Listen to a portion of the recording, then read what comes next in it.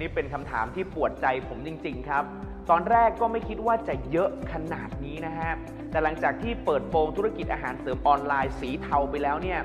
มีอินบ็อกซ์เข้ามาหาผมไม่ขาดสายเลยในช่วงนั้นว่าพี่แล้วหนูจะไปทำอะไรต่อพี่เคนโดแนะนำหน่อยได้ไหมว่าจะให้หนูไปขายของกับใครหนูเข็ดแล้วหนูทุ่มทั้งทุนทุ่มทั้งแรงสุดท้ายหนูก็กลายเป็นแม่ค้าออนไลน์สีเทาเนี่ยฮะคุณผู้ชมคนที่ดูคลิปนี้อยู่เนี่ย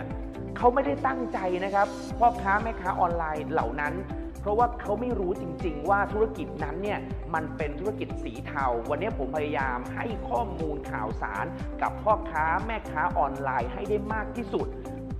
เราหวังเอาไว้นะครับว่าเราจะสลัดเสื้อสีเทาของเขาเนี่ยให้มาใส่เสื้อสีขาวอย่างภาคภูมิใจเพราะคนเหล่านี้เขาไม่ได้ผิดเขาไม่ใช่อาชญากรเขาไม่ใช่คนที่ตั้งใจจะทำผิดกฎหมายแต่เขาไม่รู้ครับวันนี้ผมตั้งใจว่าผมอยากจะช่วยพวกเขา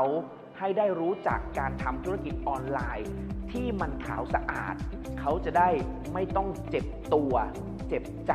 อีกต่อไปครับ